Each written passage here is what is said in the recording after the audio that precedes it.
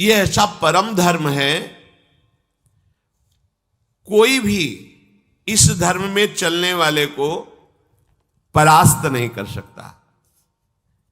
ये बात ध्यान से समझ लीजिए।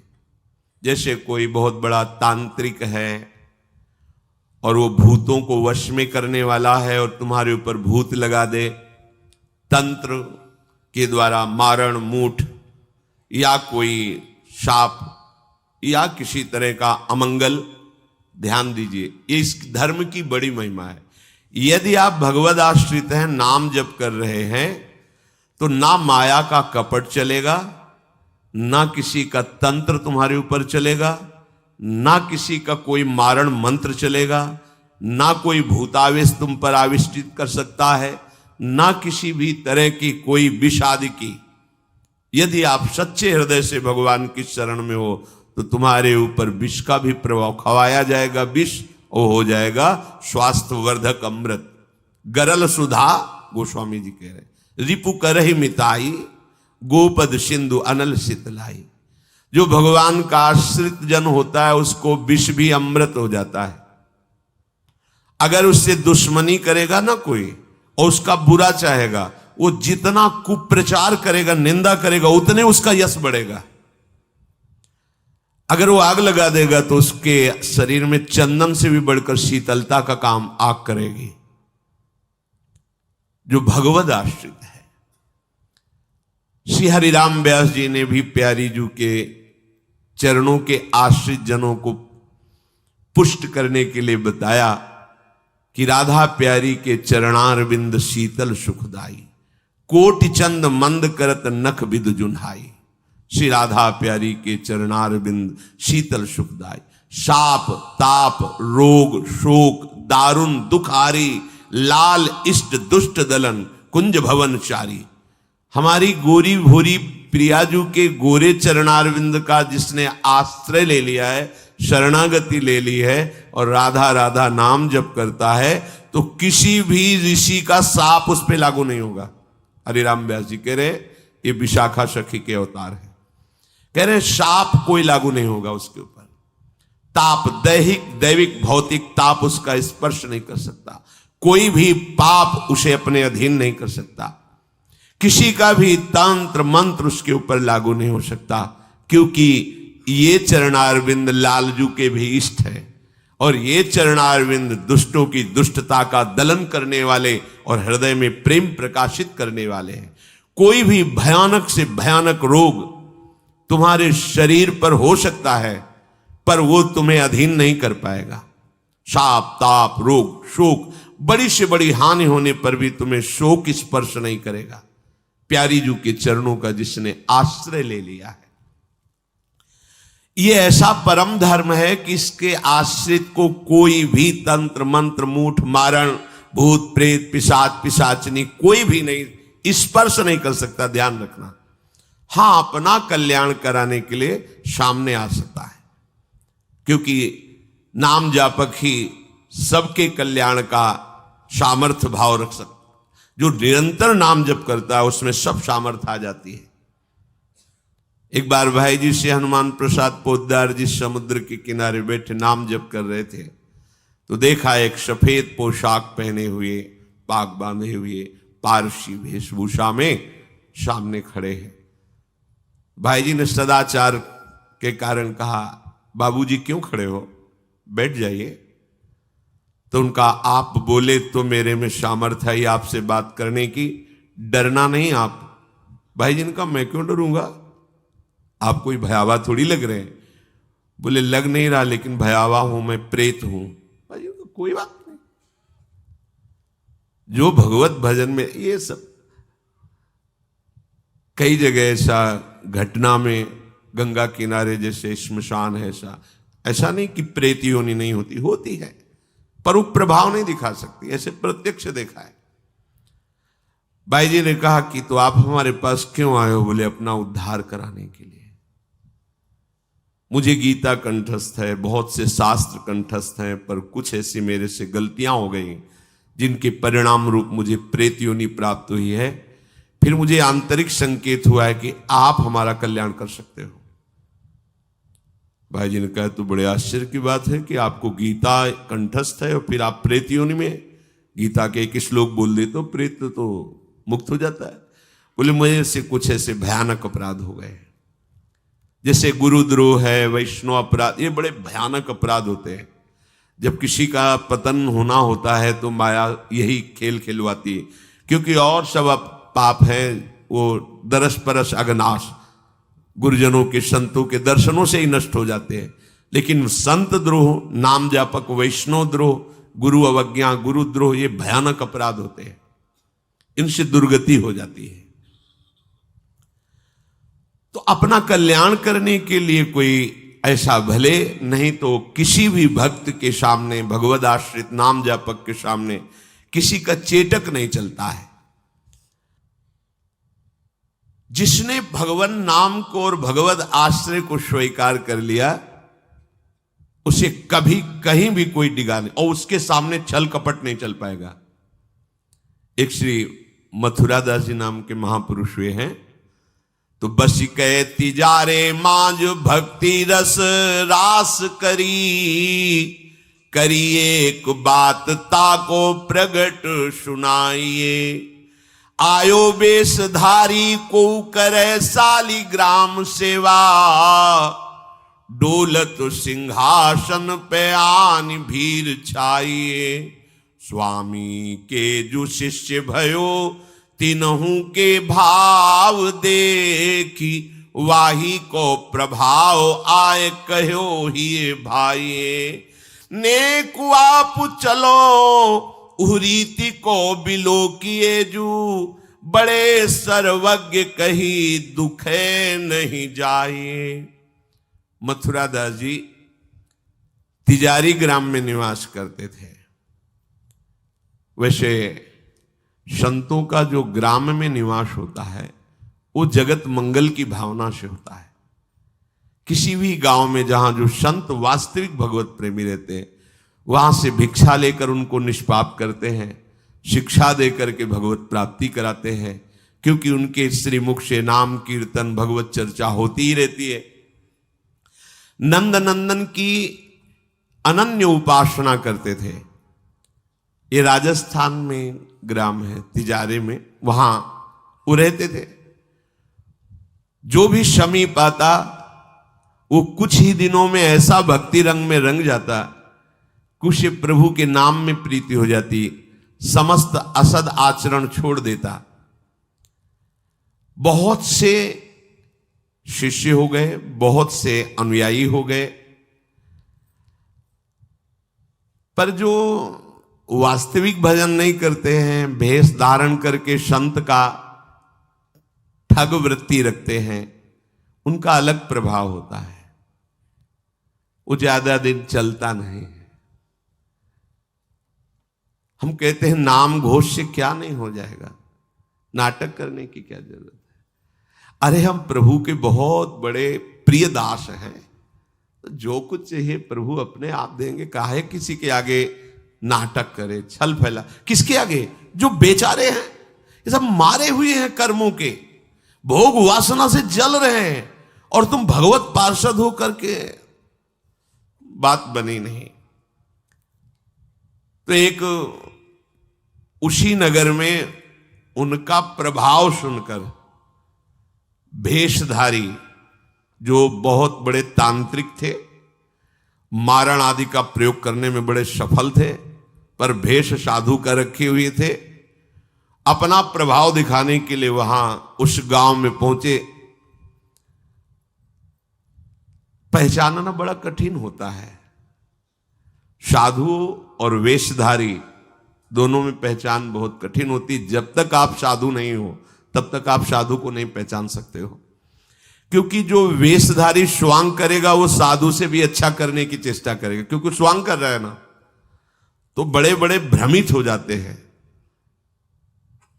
दर्शन भक्त अनूप, सेवक जी ने लिखा है, पर रूप न शोभित प्रीति बिनु, और प्रभाव उनका ऐसा भरम भटकत भूप, बड़े बड़े राजा भ्रमित होकर उनके शिष्य बन जाते हैं। वेश का ऐसा प्रभाव है। इसीलिए भगवत रसिक जी ने एक पद में लिखा है, भेषधारी हरि के उर शाले, जो वेश केवल बनाया है रुपया पैसा के लिए, भोगों के लिए, हमें तो लगता है नहीं बनाना चाहिए और काम कर लेना चाहिए, क्योंकि इसमें शुद्ध संतों को गालियां पड़ती हैं, शुद्ध भगवत मार्ग के पथिकों का अपराध बनता है, जिससे तुम कुल परंपरागत नष्ट हो जाओगे। जो वेश धारण करके संतों को गालियां दिलाते, कुल परंपरागत नष्ट हो जाएंगे। क्योंकि जैसे आपकी श्रद्धा है किसी संत वेश पर और आपकी श्रद्धा टूटी, गलत आचरण हुआ, तो आप ही कहोगे सब ऐसे संत होते हैं, ऐसी गालियां दोगे, ऐसा अपराध करोगे, उसका मूल कारण वो बना वेशधारी, इसलिए उसका सर्वनाश होगा। तुम्हारा तो पतन हो ही गया, उसका सर्वनाश हो जाएगा। भगवत ऋषि जी ने जहां भगवत महिमा, संतों की महिमा लिखी है, वहां एक दो पद ये भी लिखे हैं कि वेशधारी हरि के उर शाले, वेश जो केवल कपट वेश बनाए हैं वो भगवान के हृदय में बड़ा दुख पैदा करते हैं, क्योंकि दासत्व तो भगवान का ही लिए है ना। बोले ये लोग दंभी लोभी कपटी नट से शिष्णोदर को पाले। शिष्ण कहते हैं जनेन्द्री को, उदर कहते हैं रसेंद्री को। उदर का संबंध रसेंद्री से, मतलब रसेंद्री के स्वाद से पेट भरते हैं और जनेन्द्री भोग के लिए लालायित रहते हैं, पर ये भेष धरे होते हैं भगवान के दासत्व का, साधुता का। बोले गुरु बने घर घर में डोले, नाम धनी का बेचें, परमारथ सपने नहीं जाने, पैसा नहीं को खींचे। कंठी जेबे में रहती है, घर घर में जाकर के कंठी बांधना, रुपए लेना, फसाओ फसाना, परमार्थ खुद नहीं पता, स्वप्न में नहीं जानते कि परमार्थ किसे कहते हैं, परमार्थ का ककारा नहीं आता, और लाखों कंठिया बांध के अगर एक एक देगा तो 1 लाख तो हो ही गए ना, बढ़िया है। हमने तो आज तक ऐसे साधु कभी एक नहीं देखे जो साधु रहे वैसे खुद और दे, ऐसे देखा है, ऐसे करते नहीं। पैसे देने वाले का आदर कभी साधु के यहां नहीं होता। अगर आदर हो रहा है तो साधुता में कच्चाई है। धनी, अभिमानी, पदाधिकारी, पैसों वालों का आदर साधु के यहां नहीं होता। अगर होता है तो कच्चाई है, सच्चाई नहीं है। सच्चाई होगी तो जान रहा है कि जिसके द्वारा भेजा गया है हम उसको देख रहे हैं, तेरे को क्या दे, तेरे को लग रहा है। तो हमने एक बार कसम खवाई थी, 3 बार कहा था, तुम्हें तुम्हारे आराध्य देव की कसम है, अगर ऐसा लगता हो कि यहां तुमसे पोषण होता कभी मत देना, क्योंकि हमें पता है हमारा भरण पोषण हमारे गुरु से होता है, आचार्य से होता है, इष्ट से होता है। जिसने सृष्टि बनाई वो तुमसे सहयोग नहीं लिया है, अकेले बना लिए। तो हमारा भरण पोषण करने के लिए तुम्हारे जैसे को निमित्त बनाने की जरूरत नहीं है, वो तो तुम्हारे सौभाग्य उदय करने इसलिए निमित्त बना दिया। नहीं, वो ऐसे भी जो स्वर्ण का पहाड़ है 4 लाख योजन का, कितने सुनार लगे उसको बनाने में है? अरे वो एक क्षण में सब कर तुम, अकर तुम, अन्यथा कर तुम। इसके लिए खोए रतन फिरत जे, घर घर कौन काज ऐसे जिए, हरिवंश चंद्र महाराज कह रहे। इसके लिए भटकना पड़े कि कोई मुझे धन दे दे, कोई मेरा चेला बन जाए तो मुझे भोग सामग्री समर्पित करे, तो इसका मतलब अभी परमार्थ का पता नहीं है। और कबहू को वक्ता होए बनी बैठे, कथा भागवत गावे, अर्थ अनर कछु ले भाषे, पैसल ही को धावे। श्लोक क्या कह रहा है, उसका भावार्थ क्या है, उसका रहस्यार्थ क्या है, अनुभव कुछ नहीं है। बस कबहू कवे हरि मंदिर में सेवाएं करे निरंतर बासा, भाव भगत को भेद न जाने, पैसन ही की आशा। नाचे गावे चित्र बनावे, कहे काव्य चटकीली, साच बिना हरि हाथ ना आवे, रहनी है सब ढीली। बिन विवेक वैराग भक्ति बिन सत्य नये को मानो, भगवत विमुख कपट चतुराई सो पाखंड ही जानो। वेशधारी हरि के उसको सहन नहीं हुआ। मथुरा दास जी की भक्ति का प्रभाव, हजारों लोग अनुयायी, हजारों लोग शिष्य बन गए। तो अब वो तांत्रिक था, तंत्र मंत्र का उसे बहुत ज्ञान था। श्री मथुरा दास जी जिस नगर में रहते थे वहां वो जाकर अपना नाटक शुरू किया। उसने सब जगह प्रचार प्रसार किया। मैं गंडकी नदी में 12 वर्ष तक खड़े होकर के तपस्या करके आया हूं, केवल दूध का आहार करता था। उसके प्रभाव से शालिग्राम भगवान हमारे बस में हो गए। और आप सबको मैं दिखा सकता हूं कि शालिग्राम मेरे वश में है। देख लीजिए, सिंहासन लाता, बाहर रखता, हजारों की भीड़, ऐसे ऐसे करता तो वो ऐसे शालिग्राम उठते और नाचते हुए ऐसे ऐसे ऐसे फिर रख जाते, फिर ऐसे ऐसे ऐसे ऐसे। अब तो सबको आश्चर्य हो रहा, जैसे चुटकी बजा रहा वैसे शालिग्राम की बटिया ऐसे ऐसे ऐसे। लोग, भीड़ कटने लगी, क्योंकि अब जैसे राधा राधा कहो, कोई जंतुर नहीं है, कोई भस्म नहीं है, कोई वादा नहीं है, तो फिर कम वहां तो दिखाई दे रहा ना ऐसे। देखो ये सब तो लगता है ना कि हाँ। अब हमसे पूछो कि हमारे मन में क्या चल रहा है, हमें नहीं पता है। हमें ये देखना है कि हमारे प्रियाजू के मन में क्या चल रहा है। मन मन की रुचि जानिने, मुझे अपनी लाडली की मन की जान के उनकी परिचर्या में रहना है कि तुम्हारे मन की जान के तुम्हारी परिचर्या में रहना है।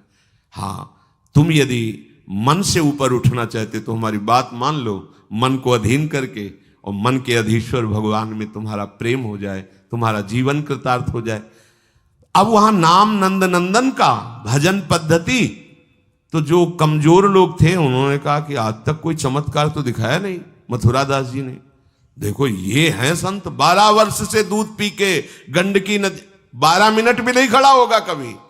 अब भेंट जो जितनी चढ़ाएगा उतने उसके दुख नष्ट होंगे। अरे भैया वहां तो रुपया सब समेटता, फिर दूसरे मोहल्ले में, पूरे गांव में अब तो जय जयकार, शालिग्राम भगवान को नचा। कोई सेवा की सामग्री लेने गए थे मथुरा दास जी की श्रीअंग सेवा में जो रहते थे संत जन, उन्होंने देखा, वो आए, बोले महाराज एक बड़ा चमत्कारी महात्मा आया, वो कह रहा 12 वर्ष से हम दूध पीकर गंडकी नदी में, वो ऐसे ऐसे करता तो तो बोले भैया भक्त तो हो ही नहीं सकता। भक्त भला भगवान को अपना प्रदर्शन क्यों बनाएगा, और उसके बदले में भेंट लेकर के, ये तो नाटक है भैया। वो देखे भी नहीं थे, बोले ये तो नाटक है, कोई संत ऐसा नहीं कर सकता, कोई भक्त ऐसा, कोई संप्रदायाचार्य से दीक्षित वैष्णव मार्ग में चलने वाला, ये तो अपराध है। तो उनका महाराज जी तो हजारों लोग वहां प्रभावित हो रहे, अच्छा है भगवान उस रूप में। बोले नहीं महाराज, फिर सत्य मार्ग के प्रकाशित करने के लिए आप यहां विराजमान, अगर उसका कपट पाखंड चला तो हजारों लोग धोखे में हो जाएंगे, चलो आप एक बार उसके सामने। तो उनका कि यदि हम उसके सामने गए तो उसका सब ये दुकान बंद हो जाएगा। बोले महाराज जी आप जरूर चलो, क्योंकि आपके चलने से यदि लोगों की श्रद्धा भगवान में वास्तविक लगे तो आप भी तो यही चाहने के लिए यहां गांव में वास कर रहे हो।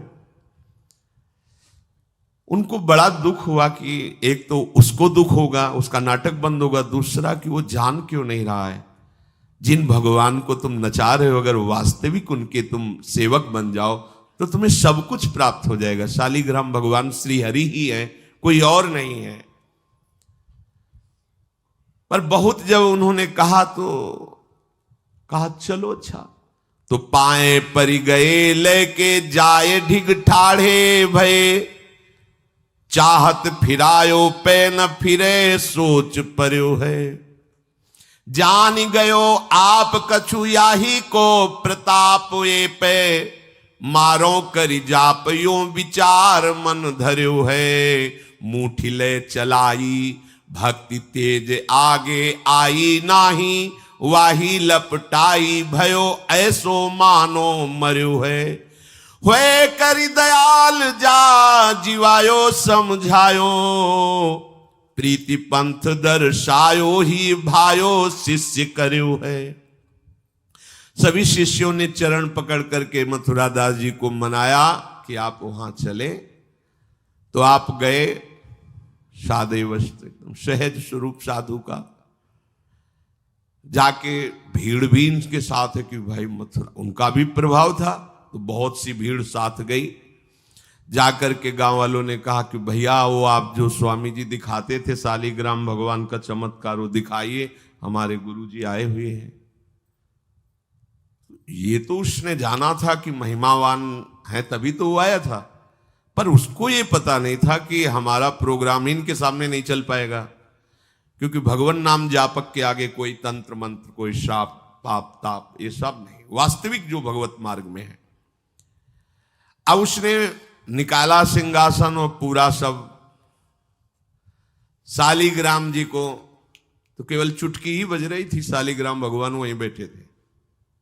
हर प्रयास कर लिया, कोई चमत्कार नहीं। लोगों ने कहा कि दिखाओ ना, अब ये हमारे गुरुजी हैं, गांव में रहते हैं। अब भक्त की निष्ठा के सामने भगवान को भी छोटा बनना पड़ता है।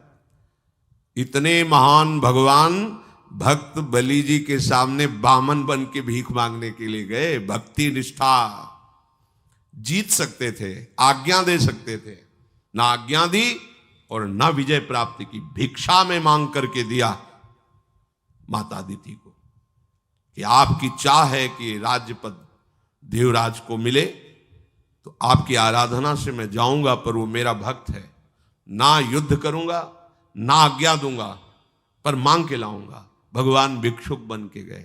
भक्त के आगे नौटंकी नाटक कहां चल सकता है? अरे जुगनू तब तक चमकती रहे जब तक सूर्य प्रकट नहीं होता। सूर्य प्रकट हुआ तो लाखों जुगनुओं का कोई मतलब नहीं रह जाता।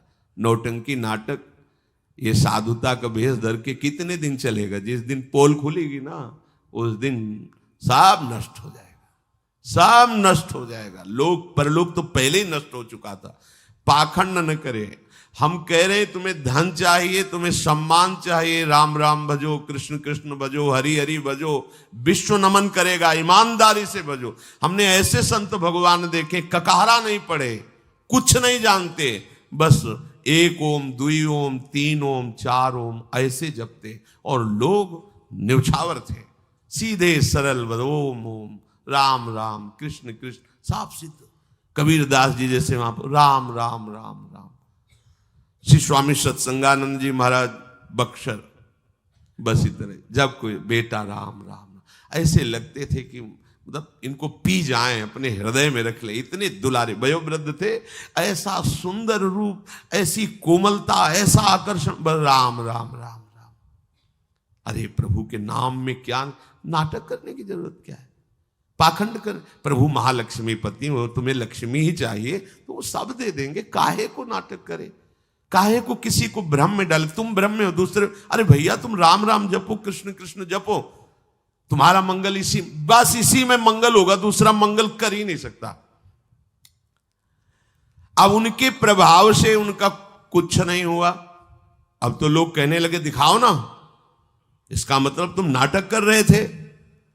अब सबके सामने उसका मान नष्ट हुआ, उसका सब तंत्र बेकार हो गया। कुछ लोगों ने कहा पकड़ो और मारो इसको, पीटो, बहुत नाटक करके रुपया कमा लिया, सब छीन लो, धन छीन लो। किसी ने कहा मार पीट के इसे न्यायाधीश के, पुलिस डिपार्टमेंट को दो। ये मथुरा दास जी ने सबसे कहा देखो अगर हमको लाए हो तो हमारी बात मानो, इनको किसी भी तरह का कष्ट मत दो, कोई भी बंधन नहीं। और उनसे कहा भैया आप जिसका नाटक कर रहे हो ना, अगर सत्यता से इसे मान लो तो जिन लोगों ने रुपए चढ़ाए ये बहुत थोड़े हैं, वो तुम्हें निहाल कर देगा। सत्यता से भजन करो, ये काहे को नाटक करते हो? इतना कह के वो चले गए। पर उसको समझ में नहीं आया। उसने कहा अच्छा तुम अपनी दिखा दी, अब मेरी देखना। सबके बीच में कहा तुमने अपनी दिखा दी, अब मेरी। मूर्ख को समझ में नहीं आता। उसने कहा ठीक है तुमने दिखा दिया, अब कल सुबह तक तुम देखना कि मैं तुम्हारा क्या करता हूं। क्योंकि उसे मारण का प्रयोग आता था। अब ये क्रोध उत्पन्न हो जाए तो राक्षस बना देता है, और क्रोध उत्पन्न होता है कामना से, और उसकी कामना सब नष्ट हो गई ना, सब किया कराया सब माटी हो गया, क्योंकि लाखों लोग प्रभावित हो रहे थे। अब वो क्रोध के वशीभूत होकर तामसी जप करने लगा। तामसी जप होता है विनाशकारी। अपवित्र सिद्धियां उसके पास थी। पवित्र सिद्धियां भी होती है जो दूसरों का मंगल करती है, अपवित्र सिद्धियां होती है जो दूसरों का नाश करती है। उसने मारण विद्या का अनुष्ठान किया, जिसे देहाती भाषा में मूठ कहते हैं। आज मैं इस अविचार से उस महात्मा का सर्वनाश कर दूंगा। भूल भूल भारी भूल। जो साधु की मीच तक है वो उसी मीच से मरता है। ये तो समझ में ही नहीं आया। सरस्वती जी को देवता और ब्रह्मा जी सब प्रार्थना कर रहे हैं कि अयोध्या वासियों की बुद्धि तो बदल दी, वापस गए। भरत जी आ रहे हैं, इनकी बुद्धि बदल दो, नहीं भरत जो कहेंगे वही राम करेंगे। तो दिमाग पलट गया है भरत की बुद्धि। अरे प्रभु का इशारा था इसलिए अयोध्या वासियों की बुद्धि बदल दी। भरत जी के विषय में सोचोगे भी तो नष्ट हो जाओगे। महाप्रेमी भरत के विषय में सोचना ही तुम्हारे लिए अमंगल हो जाएगा। और हम क्या, करोड़ों सरस्वती भी हो तो भरत की भाव भरी भक्ति में बाधा नहीं पहुंचा सकती। अब उसने प्रारंभ किया बैठ करके आसन में मूठ का, एक खप्पर जैसी आकृति प्रकट होती है और उसमें जाजुल्यमान तेज होता है। और वो जहां जाएगा तो जिसके पास जाना है वहीं शुरू हो जाएगा उसका खून पोकना, नीचे से शौच द्वार से मुंह से खून की उल्टी आना, उसके पहुंचते पहुंचते और जहां पहुंची तो वो नष्ट हो जाएगा, मर जाएगा और वापस चली जाएगी। वहां जाके प्रमाण देगी कि हम काम कर रहे हैं।